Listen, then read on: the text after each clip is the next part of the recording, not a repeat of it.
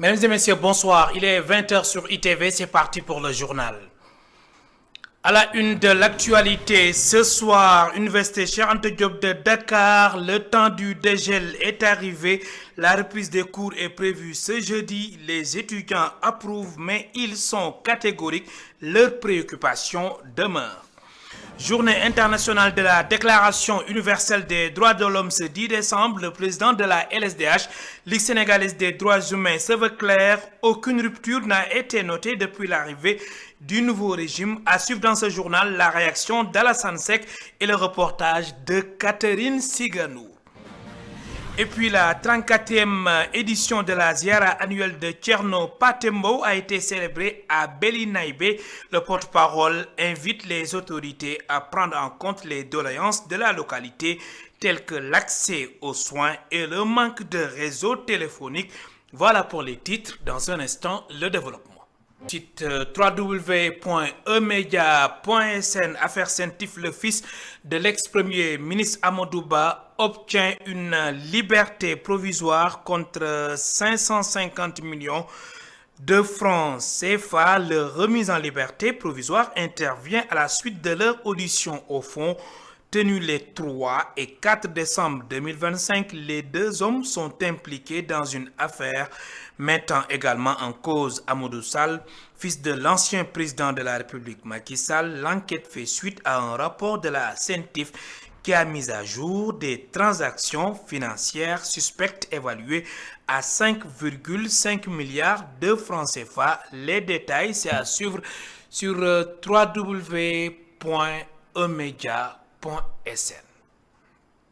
Je vous le disais dans les titres, journée internationale de la Déclaration universelle des droits de l'homme ce 10 décembre. Au Sénégal, aucune rupture n'a été notée depuis l'arrivée des autorités actuelles au pouvoir, selon le président de la LSDH, Ligue sénégalaise des droits humains. Alassane Seck, dans la même veine, fait des recommandations aux autorités. Il est interrogé par Antoine Diouf.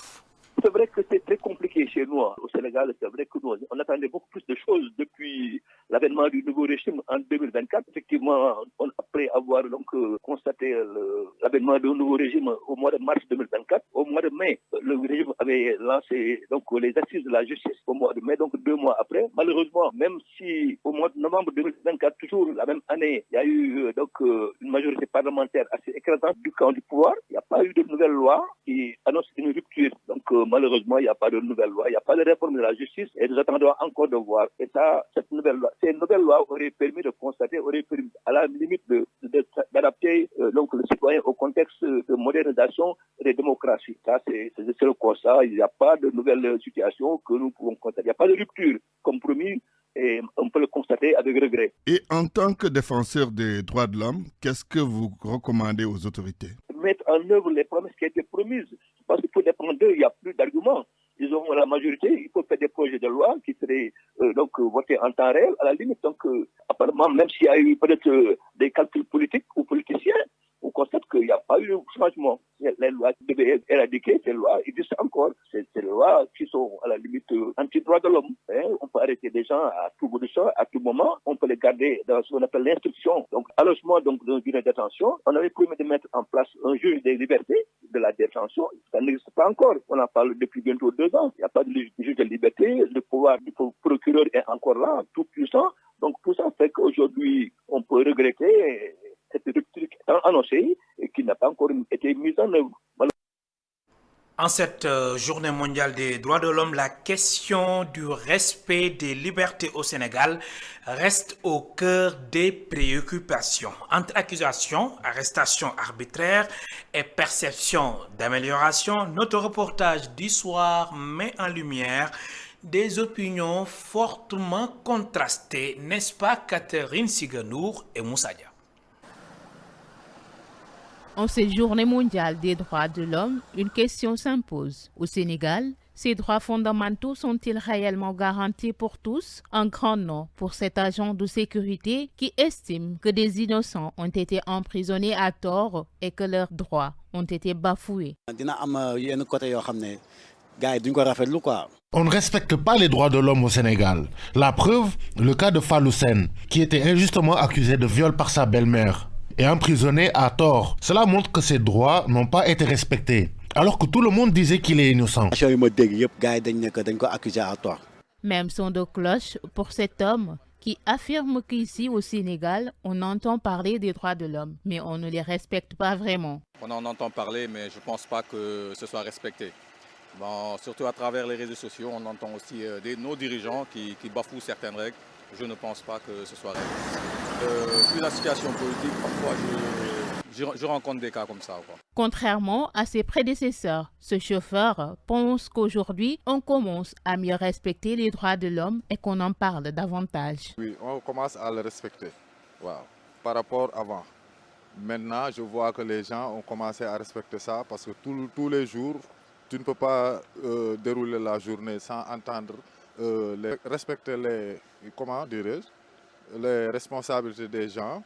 On les respecte bien maintenant. Au final, les avis se croisent, s'opposent parfois, mais témoignent tous d'une même réalité. Le chemin vers un respect total des droits de l'homme reste encore long, mais l'espoir d'un progrès durable demeure. Catherine Siganour, les étudiants de l'université Cheikh Anta Diop de Dakar ont levé leur mot d'ordre de grève et reprennent les cours demain jeudi après avoir fait des propositions aux autorités pour le paiement de leurs bourses. Ils annoncent une marche pacifique ce vendredi, point de départ rond-point de l'UCAD jusqu'au palais présidentiel. À l'UCAD, les étudiants se prononcent sur cette nouvelle situation, mais pour eux, leurs préoccupations demeurent. Reportage sur place, Elisabeth Gracine et Pape Mafalfa. À l'université Cheikh Anta Diop de Dakar, les cours reprennent progressivement après plusieurs semaines de grève, suite aux négociations menées entre les autorités universitaires et les étudiants. La reprise est accueillie avec un mélange de soulagement et d'espoir, même si les préoccupations demeurent. Cette étudiante salue cette décision et souligne que beaucoup de temps a été perdu. Concernant le mot d'ordre, je peux dire que c'est un consensus parce que ce sont des propositions qui sont levées de part et d'autre, qui viennent des autorités et des étudiants. Je pense qu'aussi c'est mieux de céder la grève parce qu'on a perdu beaucoup de cours et il y a des étudiants qui ont des examens qui ne l'ont pas fait. Par exemple, nous à la FASEC. Cet étudiant en master de mathématiques revient sur les 13 mois sans bourse. Il dénonce également la présence des forces de l'ordre dans le campus social. Actuellement, nous vivons dans une situation un peu délicate, à savoir les bourses non payées. Ça fait plus de 15 voire 3 semaines. On est là en train de se faire face avec les forces de l'ordre. Il y avait les bagarres partout, les forces de l'ordre à l'intérieur même du campus social. Ils ont gazé même les étudiants, tiré des lacrymogènes au sein des pavillons. Il faut reculer pour mieux sauter. Boubacar Ngounourou, étudiant en première année de géographie, félicite le collectif. Il estime que le climat apaisé qui règne désormais à l'université était très attendu. Tout d'abord, je tiens à remercier l'ensemble des membres du collectif parce qu'on voit que depuis le départ, ils sont là pour soutenir leurs camarades étudiants dans tous leurs combats. Et jusqu'à présent, ils sont en train d'aboutir un excellent boulot. Leur décision de suspendre leur mode de grève, moi je trouve que ça vient au bon moment. Parce que si on voit, l'université était dans des situations vraiment difficiles. Ce n'était pas facile pour nous étudiants. Le collectif des étudiants a levé le mot d'ordre de grève, une décision saluée par de nombreux étudiants qui espèrent que les autorités respecteront les engagements pris. En attendant, une conférence de presse est prévue ce jeudi, suivie d'une marche pacifique ce vendredi. Protection sociale, le registre national unique atteint 1 million de ménages. L'annonce a été faite à Ziguinchor par la représentante du délégué général à la protection sociale. C'était lors d'un atelier consacré à la restitution des résultats sur l'intégration des personnes handicapées dans les programmes sociaux. Je vous propose d'écouter les explications de Loli Diouf. Elle est au micro d'Assanba et Daouda Sambou. Le registre national unique est un outil de ciblage, de coordination, que le gouvernement du Sénégal a mis en place ce registre pour coordonner toutes les actions de protection sociale.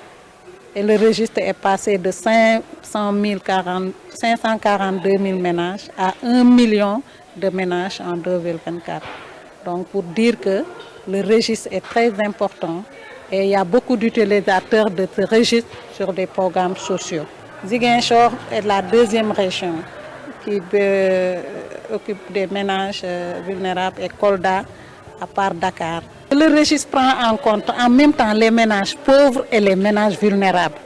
Et quand on parle de vulnérabilité, on passe dans des ménages qui font face au changement climatique, au choc des changements climatiques. Donc c'est pour dire qu'on est passé des ménages pauvres aux ménages vulnérables. Le niveau national, c'est 64 000. Le handicap est individuel. Donc on parle d'individus pour les personnes en situation de handicap sur l'ensemble du territoire national. 64 000 individus bénéficient de ce programme de bourse. Parlons de la crise sociale au Sénégal. La colère et la déception se lisent sur les visages des Sénégalais rencontrés par notre reporter au point E, santé, enseignement supérieur, administration. Les ménages, partout, la souffrance est palpable. Des Sénégalais dénoncent ce qu'ils considèrent comme un échec du gouvernement. Illustration dans ce reportage signé par Elisabeth Grastine et Pape Mafalfal. En attendant un quart, ce père de famille devant l'arrêt résume la crise sociale actuelle comme un échec total du gouvernement. Pour moi, c'est un échec total depuis que le gouvernement est là. Il nous avait promis beaucoup de choses, mais aujourd'hui, ils font le contraire. Mais regarde, au début, je payais 20 000 francs pour l'électricité, maintenant je paye 30 000. Mais c'est extraordinaire. Ce jeune homme, entrepreneur, lui, ne mâche pas ses mots. Tout le monde souffre, dit-il. Pour lui, les étudiants méritent un secours urgent. La vie est trop dure. Rien ne marche. Les étudiants aussi souffrent énormément. Cela fait une semaine que je n'arrive pas à dormir parce que j'habite tout près de l'université. À 100 pas seulement. Ce jeune homme aussi se dit totalement dessus du gouvernement. Il insiste. En ce moment, le pays traverse des moments très difficiles. Puisque tous les secteurs que tu trouves, il y a des difficultés là-bas. Tout. Mais moi, je dis une chose aux dirigeants. Bon, c'est nous qui les avons élus. Nous avons espoir en eux. C'est pour cela qu'on les a votés pour qu'ils puissent nous aider. Voilà, en ce moment, bon, franchement, moi, des fois, j'ai une déception. De la santé à l'enseignement supérieur, en passant par l'administration et jusqu'aux familles, une crise sociale marque la vie des Sénégalais. C'est une lecture partagée par de nombreux citoyens qui considèrent cette situation comme un échec du gouvernement. Certains manifestent leur déception, mais tous réclament que l'État porte un regard attentif sur ce qui se passe. À l'instant, Elisabeth Grastine, la 34e édition de la Ziara annuelle de Thierno Patembo a été célébrée à Belinaïbé. Des fidèles venus des localités de la région de Matam et de la Mauritanie ont pris part à ce grand rendez-vous religieux. Le porte-parole invite les nouvelles autorités à prendre en compte les doléances de la localité, tels que l'accès aux soins et le manque de réseau téléphonique. Le point avec Amadou Omar Diallo. Des fidèles venus de la région de Matam et de la Mauritanie ont envahi la place religieuse de la localité de Belinaïbé pour prendre part à la 34e édition de la Ziara annuelle de Thierno Patembo. Placé sous le signe de la paix et du récital de Coran, le fils du défunt érudit appelle les fidèles musulmans à cultiver davantage les bonnes habitudes.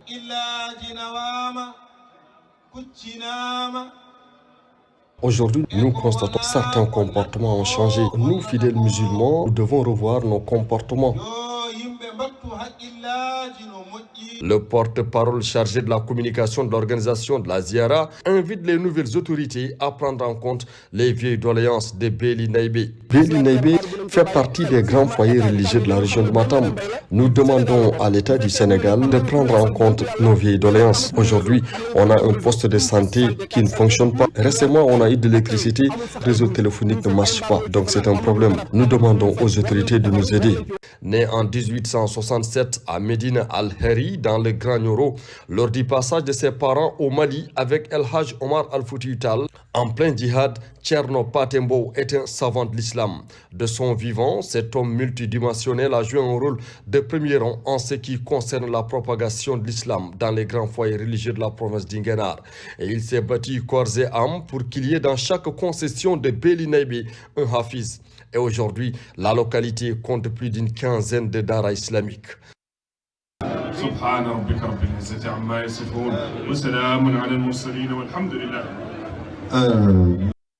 L'association de bienfaisance des Sénégalais diplômés de l'État du Koweït a tenu son assemblée générale à Diamniadio, son assemblée générale extraordinaire bien sûr. À l'issue de la rencontre, une nouvelle feuille de route a été établie. Ils annoncent par ailleurs la construction d'un centre de formation à Thiès. Voici les explications d'Assane Dieng au micro de notre correspondant permanent à Rufisque, Babacar Seck. Tous étaient au Koweït depuis longtemps. Il y en a même qui sont sortis récemment, mais nous sommes tous dans cette association. C'était pour faire entraide entre nous, membres d'abord, et essayer de booster les relations sénégalo-koweïtiennes en particulier, mais surtout de faire tout ce qui est bien pour notre pays, essayer de faire avancer notre économie, essayer de faire des entraides entre nous.